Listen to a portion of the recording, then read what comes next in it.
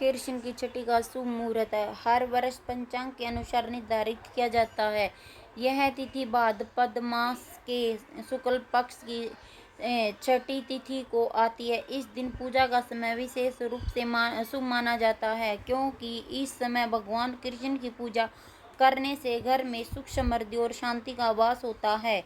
आमतौर पर इस दिन का शुभ मुहूर्त दिन के पहले पहर में होता है, जब सूर्य की किरणें धीमी होती हैं। इस समय में की गई पूजा अत्यंत फलदायी मानी जाती है। साथ ही इस दिन गृहस्थ लोग अपने बच्चों की सुरक्षा और खुशहाली के लिए विशेष रूप से व्रत और पूजा करते हैं। शुभ मुहूर्त के दौरान भगवान कृष्ण की प्रतिमा का विशेष श्रृंगार किया जाता है, उन्हें नए वस्त्र पहनाए जाते हैं। पूजा की शुरुआत गणेश वंदना से होती है। इसके बाद कृष्ण की पूजा की जाती है। पूजा के दौरान दीप जलाए जाते हैं, धूप और अगरबत्ती का प्रयोग किया जाता है। अब सुनो कृष्ण की छठी की कथा।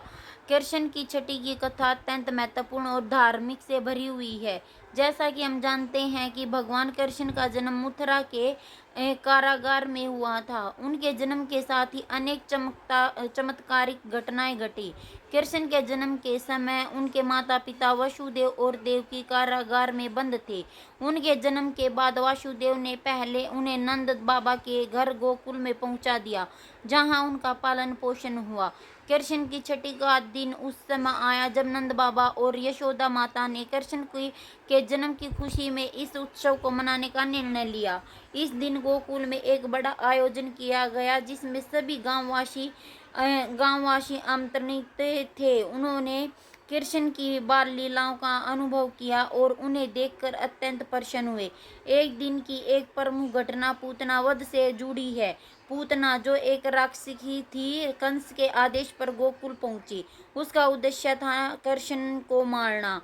उसने एक सुंदर स्त्री का रूप धारण कर गोकुल में प्रवेश किया और कृष्ण को अपने सतनों से विष पान कराने का प्रयास किया, लेकिन भगवान कृष्ण ने उनकी चाल को समझते हुए अपनी बाल लीलाओं के माध्यम से समाप्त कर दिया। पूतना का वध कर कृष्ण ने अपने जीवन की पहली चुनौती को पार किया। कृष्ण की छठी का दिन इसी घटना को स्मरण करते हुए मनाया जाता है। यह दिन उन लोगों के लिए महत्वपूर्ण है जो अपने बच्चों की सुरक्षा के लिए भगवान कृष्ण से प्रार्थना करते हैं। इस दिन विशेष पूजा अर्चना के बाद बच्चों के लिए मंगल कामना की जाती है।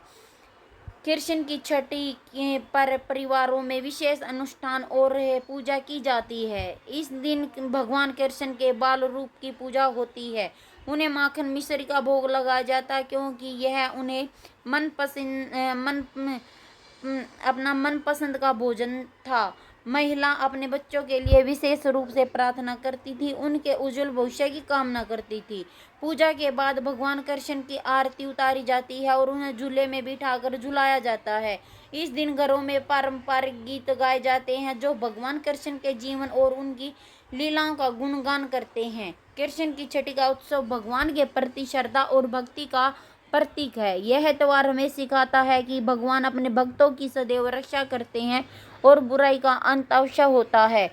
इस प्रकार कृष्ण की छठी का दिन धार्मिक आस्था, भक्ति और परंपरा एक अद्वितीय उदाहरण है।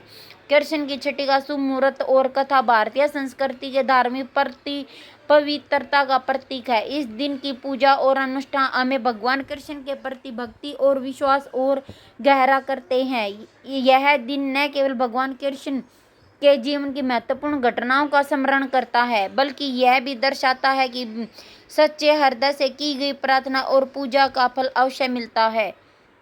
अगर आपको हमारी वीडियो पसंद आए तो लाइक, शेयर,